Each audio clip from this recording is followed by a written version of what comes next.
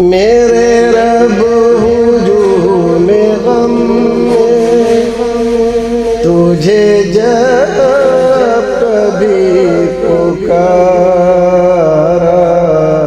السلام علیکم ورحمۃ اللہ وبرکاتہ۔ ناظرین، خیر مقدم ہے آپ کا کریم ٹی وی اردو میں۔ ایک صاحب جن کا نام رضا اللہ ہے، انہوں نے جگہ نہیں لکھی اپنی، سوال کرتے ہیں، شیخ میرے ایک دوست نے مجھے کھانے کی دعوت دی ہے لیکن ان کے گھر پر قرآن خوانی ہوا ہے نہیں ہوئی ہے، ان کے یہاں کھانا کھا سکتے ہیں کیا؟ میں نے دعوت قبول کر لی ہے۔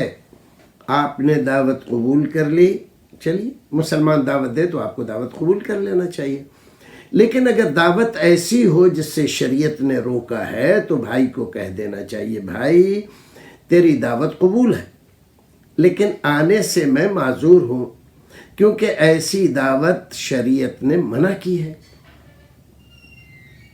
اور اگر آپ عالم ہو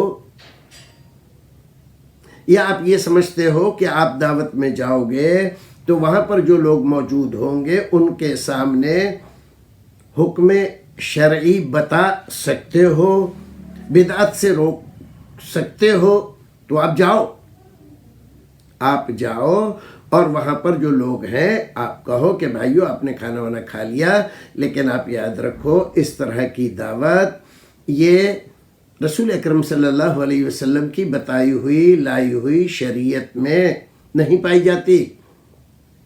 رسول اکرم نے کبھی قرآن خوانی نہیں کرائی، خلفائے راشدین نے نہیں کرائی، صحابہ کرام نے نہیں کرائی، امامان دین نے بھی قرآن خوانی کا کوئی باب اپنی کتابوں میں نہیں رکھا، لہٰذا یہ نئی چیز شریعت میں نہ نکالو اور اس سے پرہیز کرو۔ اور آپ کو اگر کسی کو ثواب پہنچانا ہے تو کسی غریب مسکین مستحق کو کھانا کھلا دو، اسلامی دینی کتابیں دے دو، اس کو کپڑے بنا دو، اس کی ضرورت جو بھی ہے آپ پوری کر دو، اور نیت رکھو کہ اللہ رب العزت اس کا ثواب ہمارے فلاں عزیز کو پہنچائے، تو آپ کا ثواب پہنچ جائے گا اور یہ کام صحیح بھی ہوگا۔ اور جتنے کام بدعت کے ہیں اور ان کے ذریعے آپ ایصال ثواب کرتے ہیں تو بدعت ہونے کی وجہ سے ثواب آپ کو ہی نہیں ملتا، تو آپ ایصال کیا کریں گے، پہنچائیں گے کیا؟ تو جس کے لیے آپ کر رہے ہیں اس کو بھی ثواب نہیں ملتا۔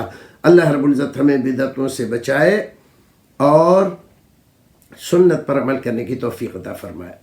تو آپ نے اپنے بھائی سے دعوت اس نے کی، آپ نے قبول کر لی، تو آپ اس سے معذرت کر لیں کہ بھائی یہ دعوت چونکہ شریعت کے خلاف ہے، لہٰذا دعوت تمہاری قبول ہے لیکن میں آ نہیں سکتا، کیونکہ یہ دعوت وہ دعوت نہیں ہے جو دعوت سنت کی دعوت ہوتی ہے۔ السلام علیکم ورحمۃ اللہ وبرکاتہ۔